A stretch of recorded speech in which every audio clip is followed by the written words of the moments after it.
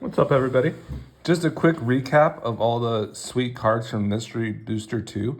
These were kind of the commons and uncommons, and I kind of just basically just set them all in there. And I was curious about a lot of them because the verbiage on some of them were so interesting, and I kind of wanted to see where they belonged. Like, for instance, like what cards, like what decks were good, and kind of basically where what homes they have for certain decks. I actually thought this would be a crazy card for Ob Nixila's Kingpin, because it's just like that one damage increment, and then when it dies it also does something like that. That's just like repeatable value to everybody for the one damage.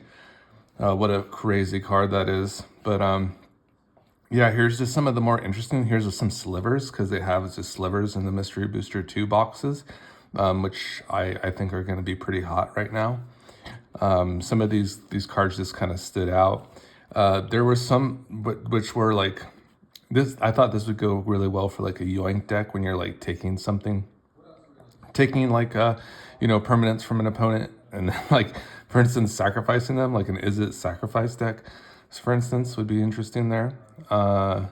Yeah, a lot of these cards just looked like extremely interesting. This is like a kind of like a medallion, right, for green and blue spells in its wall. I was like, that's a really interesting card. Mostly just really amazing cards in general. I'll get to some of them. I thought this was an interesting one. I'm sure this has like kind of a combo-esque type of thing with like your certain goblin sacrifice. Like I think there's a goblin that basically when you sacrifice a creature you get to make a treasure now. And then I just thought how interesting it would be to like kind of loop that with like an aristocrat and like reanimate. And this card just would like kind of meet that function. Like there's so many combo-esque cards in this Mystery Booster 2, and it like really gets your juices flowing. So highly recommend the Mystery Booster 2 if you can get your hands on one of them. I'd highly recommend for a box if you want to take a break from Final Fantasy and get in some old kind of nice vintagey cards, that can be like really exceptional in some circumstances. I really highly recommend it. I can kind of show you some. This is a very interesting card. The Pure Sight Marrow, for instance, and I was doing like also a lot of research on Reddit, and they're really spot on. This goes really well with like a Paradise Mantle. You can basically kind of utilize this for mana and pay for itself and kind of mill yourself out, so to speak. So that's really interesting. You can also do it to your opponents, I believe. Oh, it's your top card. So yeah, you can do like Thassa Lions with this, with a Paradise Mantle. So very good in Emery Lurker of the Loch, the Pure Sight Marrow, or at least with Emery herself. You can have that in a commander form. This one actually is good for Nekozar, the Daxra Mystic. So that was kind of a really interesting one there. Rapacious one, people want this for, I think it might be called Living Death.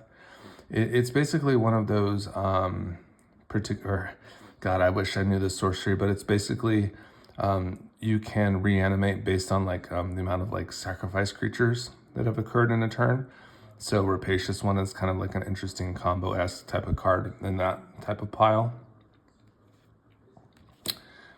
This one is kind of an interesting one. This is the terrain generator, where it's just basically, kind of getting in there and, put in some basic lands on the battlefield.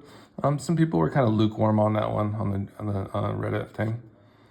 Paradoxical Outcome. People kind of loved this when Dockside was around, because you could just exchange a bunch of those treasures just for more gas. Otherwise, people still play this in Joyra, the Weatherlight Commander, because you put a lot of like zero costed and one costed artifacts on the battlefield, and you can just snatch them up and keep playing them to draw more cards. Ghost Town also seems kind of interesting too, where you get that definitely that repeatable landfall value. It doesn't come in tapped. It also goes well with Burgeoning, if you're familiar with that card. So that's kind of interesting as well, huh, guys?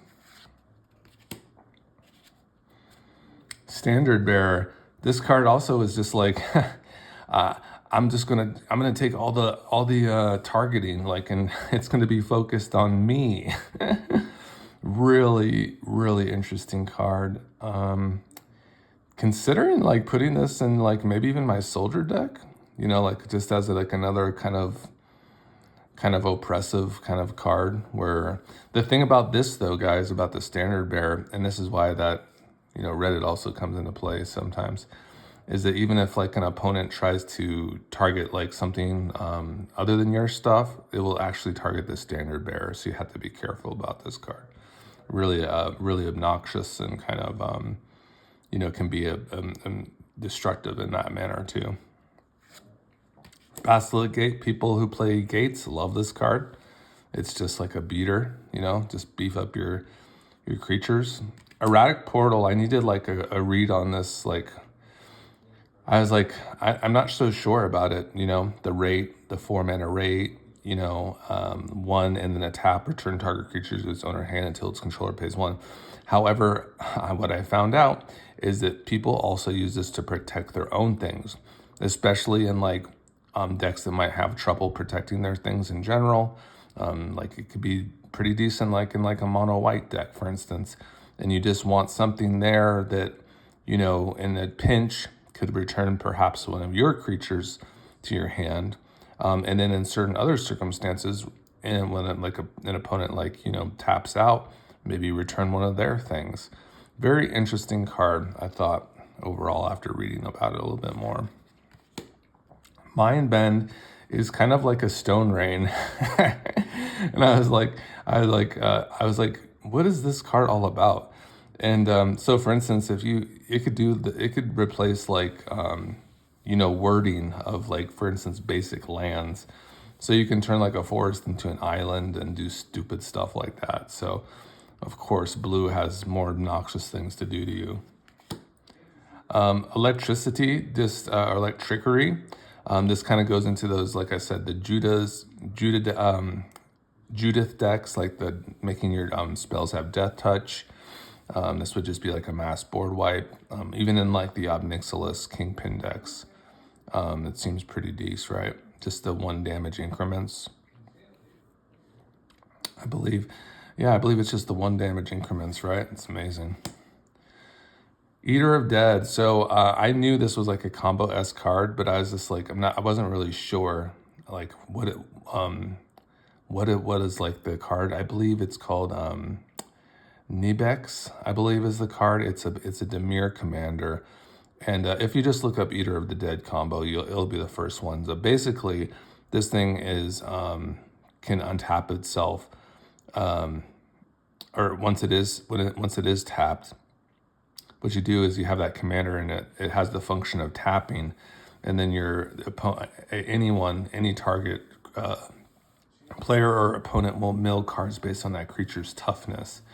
And basically, you just need to find like a creature in a particular graveyard, and you can basically start a chain where you can start milling an opponent out with that chain, or mill yourself. So really, really nasty one there, Eater of the Dead.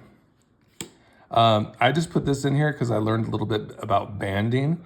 And guys, I'd have to say it's a mechanic that you really shouldn't really be too concerned about. It's really complicated. It was just like, I was like, people were writing essays about banding. I guess the way you wanted to see banding is that when this creature enters the battlefield, you can merge it, basically its attacks. I think it is in the attacking portion. I'm not sure with blocking. Basically, that they kind of become like one entity, and like basically like first strike and stuff. Those are applied in the regular manner, but you can apply damage in specific ways. Based on the blocks. So.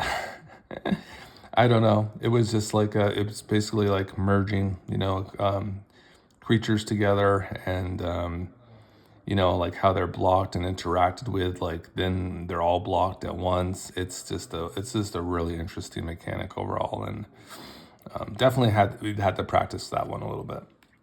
And the last one, Fumble. This also I thought of just like as like a kind of an aggressive thing, but that's what Mystery Boosters 2 is all about, is like kind of opening your Magic horizons. I thought this perhaps would be a good bounce spell for like, you know, your equipment Andes, and people love to put auras on their things and then you gain control of their own stuff. This can also be used as a defensive posture. So for instance, this would go great in my Ninja Turtle deck, where maybe we juiced up one of our homies, it gets targeted, and then I bounce it back to my hand, and now my equipments and stuff can go to a different creature. What an amazing card. I'm a big fan. So overall, I love this whole experience. I love kind of researching these cards on the internet.